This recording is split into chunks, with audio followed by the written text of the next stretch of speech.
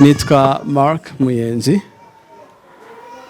ndi umuntu utabona, navukanye ikibazo cy'amaso bigenda birushaho kuba bibi, ariko biza kurangira nkiri muto cyane ku buryo no muri mashuri ya primaire nari umuntu utabona. Iminsi mikuru burya ngo ni ibiri gusa. Uwa mbere ni umunsi wavutseho, uwa kabiri ni umunsi wasobanukiwe mission yawe kuri iyi si. Naze gusanga ahubwo rimwe na rimwe no kuba narabaye impumyi harimo n'umugisha somehow, kuko mwese nk'ubu byarashobokaga yuko iyo nza kuba ndeba nashobora kugwa mu byaha byinshi cyane, nashobora kuba narapfuye, nashobora kuba narahuye n'ibibazo runaka ugasanga mbaye n'imujura, mbaye ahantu ndi uyu munsi asanga ntari kuba nafite n'umuryango. Ariko ikintu Imana gikomeye, hari igihe Imana igukorera ikintu nk'iki ngiki ari bwo buhungiro yaguhaye, ari wo mudugudu w'ubuhungiro yakuboneye ko bikwiriye. Ariko ni ibintu mfata nk'ibintu byoroshye pe, kuko ntacyo atakora, ntacyo. Hari n'igihe musiga mu rugo nkagenda nkamusigira umwana akasigara amwitaho kandi nkasanga nta kibazo cyabaye.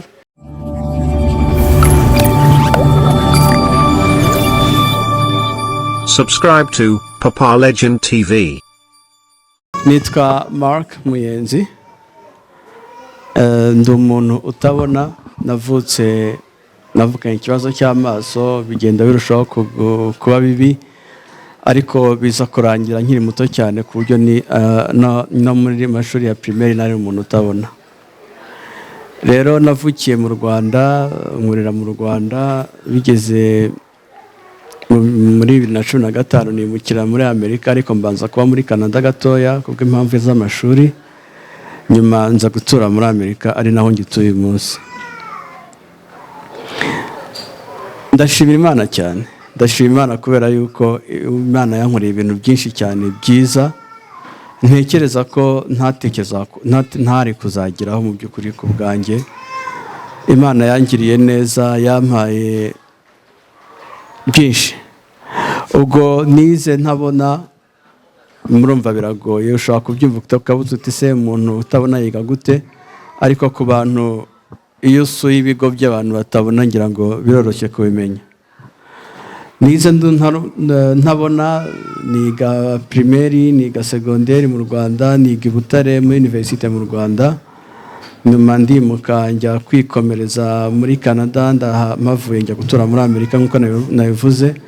Ariko ikintu cya mbere nshima Imana ni uko naje kumenya neza yuko ikibazo gikomeye kitari amaso, ikibazo gikomeye cyari ukuntu mu mutwe, ukuntu usetinze mu mutwe wawe.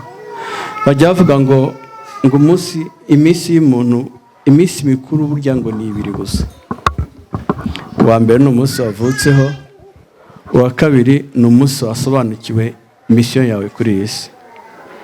Umunsi wisobanukiwe, umunsi wamenye uwo uriwe, umunsi wasobanukiwe neza, ukareka kumva ko hari ikintu ubuze.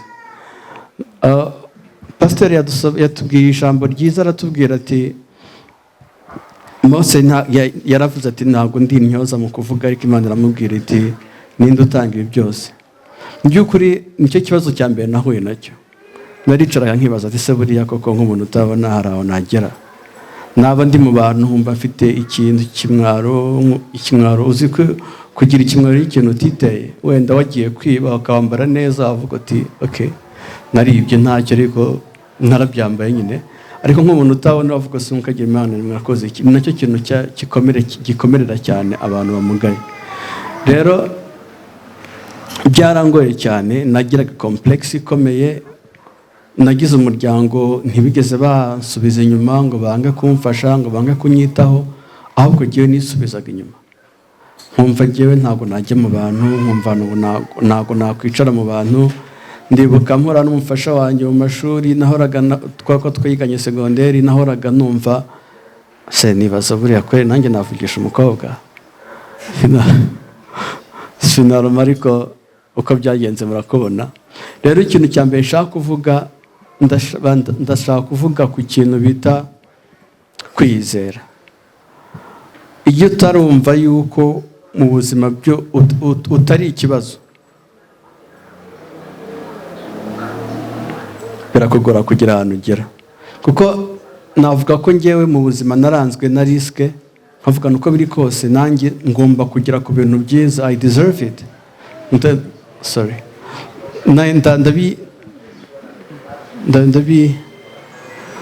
ndabikwiye, nkwiye kugera ku bintu byiza, nkwiye kuba umuntu nanjye umerewe neza. Iyo utaratekereza icyo kintu, iyo utarasohoka muri iyo box, ntabwo bishobora gukunda. Rero ikintu cya mbere nshaka kuvuga, umuntu umugaye uri hano kimwe nanjye, nta kintu na kimwe Imana ikora kubw'impanuka. Nta kintu na kimwe, niba Imana yaravuze ngo baho, ukaba utarapfuye mu byo wahuye nabyo byose, mu by'ubumuga bwaturutseho, n'iyo bwaba bwarabayeho mu kuvuka kwawe, nta kintu na kimwe kibaho atari impanuka. Hari misiyo ugomba kuzuza byanze bikunze. Iyo misiyo rero niyo nshaka ko umuntu atinda aho uri, utekereze yuko hari ikintu Imana, kuko nkanjye najyaga nicara nkumva nta kintu maze, ariko noneho maze kubona ko bishoboka, naze gusanga ahubwo rimwe na rimwe no kuba narabaye impumyi harimo n'umugisha usa nkaho, kuko mwese nk'ubu ngubu byarashobokaga yuko iyo nza kuba ndeba nashobora kugwa mu byaha byinshi cyane, nashobora kuba narapfuye, nashobora kuba narahuye n'ibibazo runaka, ugasanga mbaye n'imujura, mbaye ahantu uyu munsi asanga ntari kuba nafite n'umuryango. Ariko ikintu Imana gikomeye, hari igihe Imana igukorera ikintu nk'iki ngiki, ari bwo buhungiro yaguhaye, ari wo mudugudu w'ubuhungiro yakuboneye ko bikwiriye. Rero icyo kintu mbabarire, ntutekereze ko hari ikintu na kimwe cyakubuza kugera ku cyo ushaka icyo cyose ngo ni uko umugaye. Kumugaye ntabwo bikiri excuse. Nk'ahantu mba muri Amerika ho, noneho iyo ushatse kuzana gutera impuhwe baraguseka. Ntabwo ari bose, ariko abazungu rimwe na rimwe baraguseka, baravuga ati uyu muntu arashaka gutera impuhwe kandi bigaragara ko abishoboye. Nkanjye narize, nkoresha computer, nkoresha ibintu byose, no kugenda ndagenda. Ikintu cyonyine kinanira ni ugutwara imodoka, kandi nabwo mfite madamu. Urumva rero ni ibintu, ntabwo ari ibintu kuba umugaye rwose. Ndagira mbabwize ukuri, wenda mu nyemerere, umushumba yavuze ngo ndavugira madamu, ariko ndashaka ko nawe aza gusobanura ibintu bimwe na bimwe, kuko ukuntu tubana bakabasha kubona neza, mukabasha kumva neza rwose ko umuntu umugaye nta kibazo na kimwe afite. Nicyo kintu cya mbere. Rero ni ngombwa kwishakamo ibyishimo mu bumuga bwawe, ni ngombwa kwigerageza ukibona nk'umuntu ufite akamaro, kuko icyo wakora byose ntabwo ushobora kubikuraho aka kanya, uretse ko niba wanabikuraho, hari igihe ubumuga nta nubwo ari ubw'umubiri rega, ubumuga ni mu mutwe. Hari abantu benshi barwaye indwara zidakira, badafite ubumuga bugaragara inyuma, ariko barwaye indwara zidakira. Nk'uko bajya bavanga murumuna w'umusaza ni umusore, na murumuna w'ubumuga burya n'indwara zidakira. Rero hari abantu, niba urwaye diyabete, ukaba urwaye iki byose, ufite ukuntu ubimanaginga, kandi urabimanaginga ukabaho. N'ubumuga rero ni uko nguko, ufite ukuntu umanaginga ubumuga bwawe bukakunezeza. Ntabwo bukunezeza kuko umugaye, ikikunezeza ni uko ubasha kugera ku byo ushaka kugeraho nk'abandi bose. Rero nicyo kintu cya mbere numva nshaka kuvuga. Ikintu cya mbere ukwiriye kwifasha, cya mbere ngewe nabashije kwifasha, ni ukutirebera mu isura y'ubumuga, nkirebera mu isura y'umwana w'Imana, nkirebera mu isura y'umuntu nk'abandi, udafite ikintu kimwe, udafite excuse. Kuko ku munsi w'urubanza ndabizi neza yuko Imana ntabwo izambaza ukuntu namugaye, izambaza uko nakoresheje, uko nabayeho muri ubwo bumuga. Dukunda kugira ikibazo cyo kutihanganira abantu, ugasanga ufite expectation,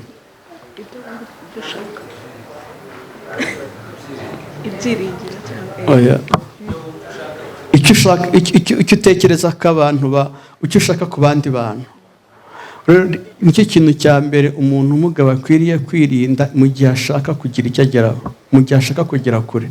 Irinde gutekereza ko hari expectations utekereza ko abandi bantu bazagukorera, ahubwo barebe ubabwire utari ku bundi jyewe ntacyo nabakorera. Icyo nicyo gituma ubasha kugira icyo ugeraho, ugahaguruka ukikuramo isoni, ukumva ko nta kibazo na kimwe giteye. Kuko hari uko najyaga ngira n'umujinya n'agahinda, nkumva nk'umuntu ankorera ikintu nkavuga ni nawe yaba byakubaho sha. Ariko rero naje kubona neza yuko ni ukwifuriza nawe umuntu ahubwo umusabira umugisha.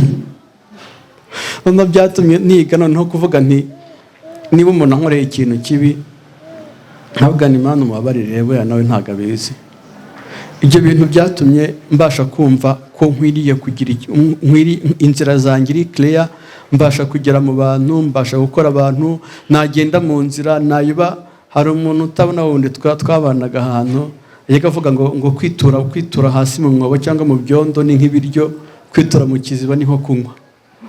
Natwe rero iyo uragezaho ukabimenyera ukumva ko rwose nta kibazo, nta bintu byinshi, nta bintu birebire, ahubwo ugasigara noneho wumva ukwiriye kubera abandi bantu urugero, ukwiriye kubana n'abantu neza, ahubwo nabo bakabasha kukubonaho urukundo rw'Imana. Ibaze nk'ubu ngubu uramutse umugaye ariko abantu bose bakabasha kukubonamo urukundo rw'Imana, urumva ubutumwa bukomeye waba ukoze. Nanjye niko mba ntekereza, mba mvuga nti uko biri kose nimbasha kugira abantu njya nkunda gusa mvuga nti ntaba ari jyewe ugaragara, ahubwo Umwami Yesu aba ari we ugaragara. Rero koko arabinkorera, naragiye mba ahantu mba mu bantu banyuranye, abanyamahanga batumva n'agaciro k'umuntu rimwe na rimwe, ariko ni hahandi iyo abwiye Umwami Yesu ngo ntaba ari jyewe ugaragara, aba ari wowe ugaragara, ntacyo utageraho.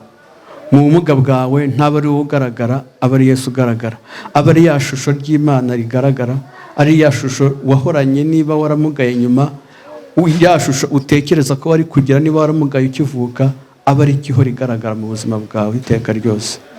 Mu magambo make ni iki kintu naba mvuzeho, nkongera nkabwira cyane abantu bita ku bantu bamugaye cyangwa abantu babana nabo cyangwa abandi bantu mwese muri hano mutamugaye. Impano nziza waho umuntu utamugaye ni ukumufasha kwizera, ni ukumufasha kunezerwa mu buzima bwe. Ngashimira cyane umushumba wacu, njye na data bukwe buriya nuko mutabizi, ariko impano ikomeye yabahaye ntabwo ari izi mpano izi ngizi turi kubona. Impano ikomeye yatanze ni ugutuma ubasha kubona kuri mu bantu, ubasha kubona ko nta kintu na kimwe ubuze, ubasha kubona ko uri umuntu nk'abandi, umunezero umutima wawe, umunezero ukuzura umutima wawe, mbese ukumva ibintu byose nta kintu na kimwe ubuze. Nkanjye buriya mbabwiza ukuri, njye ntabwo ndi impumyi, njye ndabona. Ese ubona ute? Umwami Yesu arandebera, yampaye amaso. Iyo mbyutse mu gitondo mbwira Umwami Yesu ngo ndebere, umby'imbere muri byose, akabikora. Nkagenda mu nzira, abandi imodoka zikabagonga, njye ngatambuka, nkajya mu nzu ngateka, abandi bakabura uko babigenza, njye nkabihisha nkabirya. Ubwo ndavuga ndi muri Amerika. Mbese ibintu byose nshaka nkabikora kandi nkabona birakunda. Mu by'ukuri ntabwo ari amaboko yanjye, ntabwo ari ubushobozi bwanjye, ni Umwami Yesu wabwiye mu gitondo ngo umbere amaso. Nawe rero ubumuga bwawe icyo urugingo ubuze, menya ko Yesu arugufitiye, maze uhagarare wumve kuri kimwe n'abandi. Nugenda mu nzira nturebe ngo ndimo ndagenda nabi, wasanga aribyo bishimishije Imana. Kandi bishimishije Imana bitewe n'iki gushakaho. Hari igihe Imana ivuga ati uyu muntu ndashaka amera gutya kubera ko mu myaka iri imbere nzamwigishirizamo isomo, hari ikintu ndi kumwigisha. Ahubwo mu gihe uri umugaye, mu gihe ufite ikibazo cy'umugabo uremereye, bwira Imana uti se aha hantu washaka kunyigisha iki? Ni iyihe mesaje washaka kumpera aha hantu? Kuko wasanga n'ubumuga ishobora no kubukiza igihe icyo ari cyo cyose iyo Imana imajije kukwigisha. Niyo itawukiza ishobora kwigisha abandi muri wowe, ishobora kwigisha abavandimwe, ishobora kwigisha ababyeyi, ishobora kwigisha abantu banyuranye bagukikije. Rero muntu utamugaye mufashe kwiyizera. Kumuha ibyo akeneye ni byiza, ariko mukomeze. Ibintu byose abona ko ashobora kwikorera ngo guha umuntu ifi yamwigisha kuyiroba, ibintu byose ubona ko adashoboye kwikorera aba ari byo umukorera, ariko ibyo ubona ko ashoboye muha umwanya wo kubyikorera, kuko iyo amaze kubyikorera anezezwa cyane no kuba hari ikintu yikoreye. Ndabivuga nk'umuntu wabibayemo, iyo nabonaga nagiye mu nzira nkagenda nkagera iyo njya nta muntu wanyoboye, naravuga niko suka nanjye ndakagabo burya. Rero impano ya mbere ukwiriye guha umuntu umugaye ni ukumufasha kwiyizera, ni ukumufasha kumva ko atamugaye, ukirinda kumubwira amagambo amukomeretsa, kandi niyo wayavuga bitewe na message ushaka kumuha, nabyo bijya bibaho, ariko ukirinda gutuma atekereza ko ari munsi y'abandi, kuko ntabwo umuntu umugaye ari munsi y'abandi, kuko ntabwo ubumuga ari bwo buyobora umuntu, ntabwo ubumuga ari bwo butuma umuntu atagira aho agera. Igituma umuntu atagira aho agera ni uburyo atekereza. Ibyo ubona mu mutwe wawe nibyo usanga imbere yawe. Numva ko abantu ari babi, bazakubera babi. Numva ko abantu ari beza, bazakubera beza. Numva ko uri mu mugisha wawe, utarebye ubumuga bwawe, ntaho umugisha wawe uzagucikira. Rero amagambo make ku bwanjye nicyo navuga ku bwanjye, ariko ngashimira Imana cyane ku byo yankoreye. Ndubatse mfite umudamu utamugaye, najyaga ngira ubwoba yuko nzabyara umwana utabona, umwana arabona. Rero ni amashimwe akomeye cyane ku bwanjye, kandi ndabakunda. Imana ibaha umugisha, mumbabarire.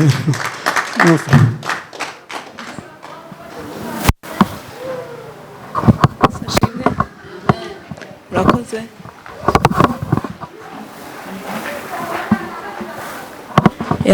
Twishimiye kuba hano kuri uyu munsi wa none. Imana ibaha umugisha, kandi icyo navuga kuri uyu munsi, ndabakomeza. Hari abamugaye ingingo zigiye zitandukanye, ariko ndabizi neza ko Imana ibakunda, kandi ntimukibone nk'abantu bari hasi, kuko murabishoboye byose. Nkuko mbana n'umuntu utabona, hari abantu bumva ko ari ibintu bikomeye cyane, ariko ni ibintu mfata nk'ibintu byoroshye pe, kuko ntacyo atakora, ntacyo. Hari n'igihe musiga mu rugo nkagenda nkamusigira umwana akasigara amwitaho, kandi nkasanga nta kibazo cyabaye. Rero namwe mwumve ko nta kibazo gihari kuba mumugaye. Imana irabizi, kandi izakomeza ibakomeze, ibafashe, ibahe n'icyo imitima yanyu yose yifuza. Ikindi, hari igihe umuntu agera mu bantu bakamufata ukundi, nk'uko nyine nk'abantu batabona cyane cyane, wenda abari hano mwese nta n'umwe mwese murabona, ariko nk'abantu batabona hari ukuntu nyine basuzugura cyangwa bakabashyira hasi. Ariko icyo mvuga, iyo umuntu amugaye ntago agomba kureba ku cyo abandi bareba, ahubwo we areba ikiri mu mutima we, areba impano Imana yamuhaye y'ubwenge, kuko Imana iyo yaguhaye umutwe ukora, ni ukuri wakora ibintu bitangaje. Mama wanjye nawe afite ubumuga bw'amaguru, ukuguru kwe kuramugaye, kumwe yakoze accident, ariko yaratureze, aturera neza, nta kibazo, arakora. Yari umuganga, yarakoraga, nta kibazo yari afite. Rero namwe mukomere, kandi Imana irabakunda cyane. Abakobwa barimo, Imana izabafashe mubone abo muzashakana nabo bazima, kuko nibaza ku muntu umugaye, ikiba gikomeye mu rushako ni ukubona umuntu muzima ugukunda, atari impuhwe, nta mpuhwe akugirira, ahubwo ari urukundo, kandi mugomba gufatanya.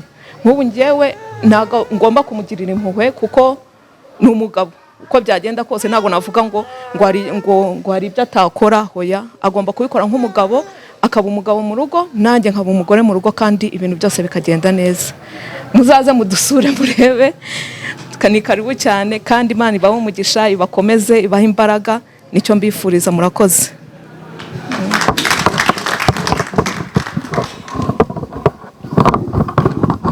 Abantu reka tubakomera amashyi cyane. Kubana nabo ni isomo rikomeye cyane, kuganira nabo uba wumva bataceceka, bakomeza bakavuga. Imana ibaha umugisha, umuryango wa Muyenzi na Jojo. Imana ikomerezaho, kandi bagirire neza, muzarushe kwagura impano zanyu. Dusigaje abantu babiri hano bagiye turashima turahagurutsa umuyobozi nubwo yavuze arashima mu izina rya bose, niturangiza tuze kumva camani hariya avuga ijambo nawe nk'uhagarariye akarere ka Kasarani. Nyuma yabwo turaza kubabwira ikindi gikorwa kimwe turi bukore kugira ngo tuze gusoza iki cyicaro cyacu. Muhawe ikaze.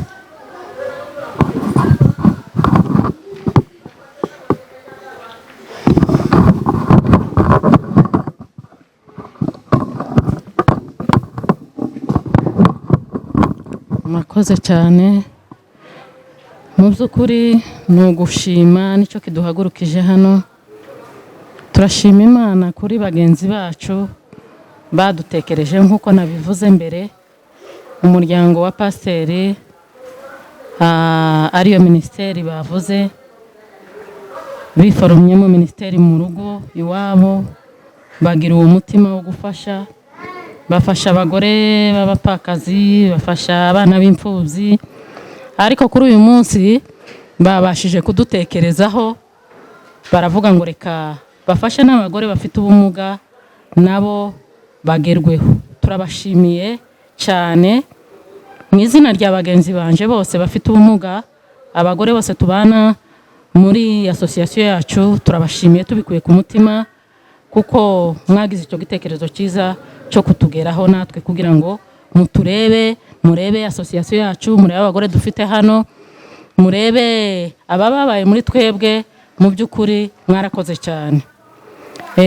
N'abandi bose bareho, hari abagore bafite ubumuga bababaye cyane, hari benshi batari hano, hari abari mu mago iwabo, hari abari kuva mu mazu. Mu by'ukuri abo bose ni abo kurebwa kandi n'abo kugerwaho. Twebwe twageze hano dushoboye no kugenda, ariko hari abandi badashoboye kugenda bari mu nzu zabo, mu by'ukuri batamerewe neza. Nabo nabo kugerwaho, muza mubatekereza, wenda tugere no mu mago iwabo tubasure, tubahumurize. Nabo bakeneye kumvira ijambo ry'Imana. Iri jambo ry'Imana mu by'ukuri twumvise hano, dushimiye pasiteri wabanje kutubwiriza. Njewe hari amagambo menshi nsigaye numva ubu ngubu ntageze numva, simbizi nimba aya magambo yari yararoye he, nimba batageze bayigisha. Ariko muri iyi minsi nsigaye numva ayo magambo, nk'iri jambo twumvishe hano pasiteri yatubwirije, nari ntararyumva pe, ariko ndyumviye hano. Kandi ni ijambo ryiza cyane ryo kuvuga ngo Yesu yarebye babandi bariko bakorera uriya muntu umugaye kiriya gikorwa, areba uburyo bamumanuye, mbese muri makeya bamumanura muri plafo, bamugezaho Yesu yari yicaye. Yesu arababwira ngo nibo yabanje kureba mbere na mbere, arabareba, arabashima, areba kwizera kwabo ko gukomeye cyane, kuko bafashije uyu muntu wari ufite ubumuga. Uyu muntu wari ufite ubumuga ntiyamukijije gutya gusa, yarabanje amubabarira ibyaha byiwe, hanyuma aramukiza.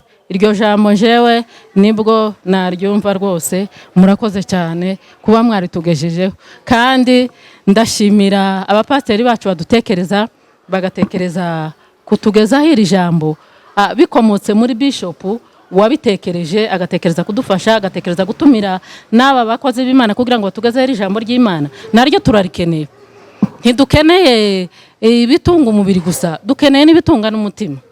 Mu by'ukuri n'abandi bose bari ahangaha, abakozi b'Imana, abashumba b'Imana, muza mukomeza mudutekereze, mutugezeho ibitunga umubiri, ariko ntimusige ibitunga umutima, nabyo turabikeneye cyane. Murumva ko aya magambo abari ahangaha niho bakaya bayumva, nta handi yageze avugwa, nta handi twari tuyazi mu by'ukuri, ariko ko turayumvira hano. N'abandi mukomeze mutushakire abo bavuga butumwa bazaza baduhumuriza mu ijambo ry'Imana, batubwire iryo jambo ry'Imana, turyumve, turirye, turye n'ibyo umubiri, ariko twariye n'ibyo umutima.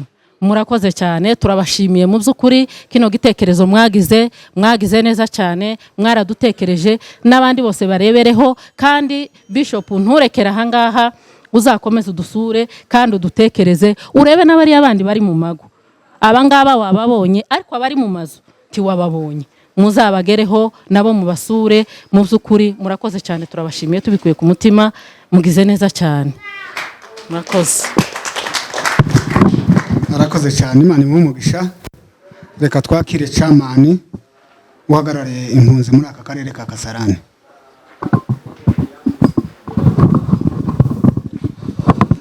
Barakoze, twese ni ugushima ariko mu mwanya mutoya cyane. Impamvu nshima ni umugisha kuba igikorwa nk'iki cyabereye mu karere mbere y'umuyobozi, n'ibindi bikorwa byabereye hano muri aka karere bisa n'ibi ngibi bibera hano, ni ishema kuri njyewe uwahagarariye. Hanyuma ndasubira mu byo uyu mama avuze, nje nagize amahirwe yo kubana mu kiganiro cy'amasaha agera nko kuri 6 n'ababana n'ubumuga, harimo abanyakenya. Twari kumwe n'umuyobozi mukuru ubahagarariye. Twize ibintu byinshi cyane, twebwe banadutumye kubyigisha, ariko ndasaba imbabazi ko tutabonye aba bantu ngo tubashe kubigisha, ariko dufite amasomo meza arimo n'imigani, ibintu bishimishije cyane. Ariko ndashimira Apotre na famiye yiwe bahagarariye, cyangwa se aribo ba nyiri iyi ministeri bateguye iki gikorwa. Aduhujije n'abantu twahoraga twifuza nk'abayobozi. Andi matsinda yose twarabonanye, ariko iri tsinda twari tutarabonana, ntaryo twari tuzi. Ariko tugize amahirwe tubonye abayobozi babo, turabamenye, tugiye kuba inshuti, twungutse inshuti mu buyobozi bwa CBRK Nairobi, kuko ndi umwe mu bungirije umuyobozi mukuru wa Nairobi. Tuzabana namwe, tuzakorana namwe. Hanyuma ndashimira abashumba bitabye Apotre banye natwe kuva dutangiye kugeza ubu nyine tugiye gusoza. Ndabashimiye bashumba, Imana ibahe umugisha. Ndashimira abamama bavuye mu turere dutandukanye, mwakoze, Imana ibahe umugisha.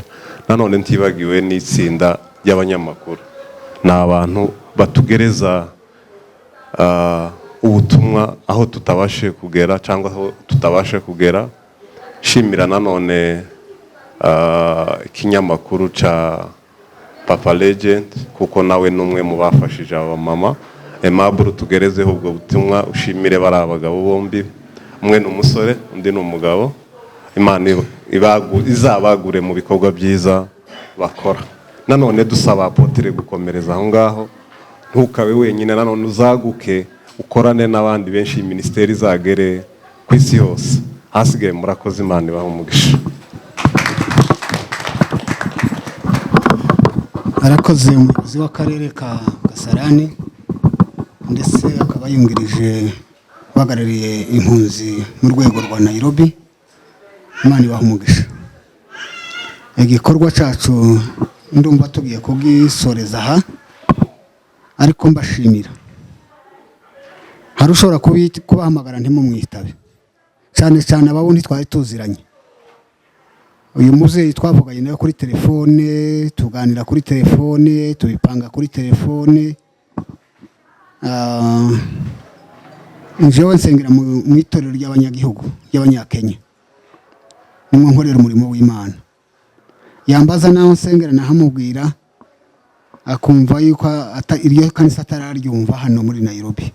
Ariko kugira ngo tubahamagare nanone mutwitabe, Imana ibahe umugisha. Kandi buryo mwadusabye tuzakomereza ko tuzabishobora. Nidushobora umwe kumusura tuzaguhamagara, nidushobora babiri nanone tuguhamagare, n'abataragerwaho muzagerwaho.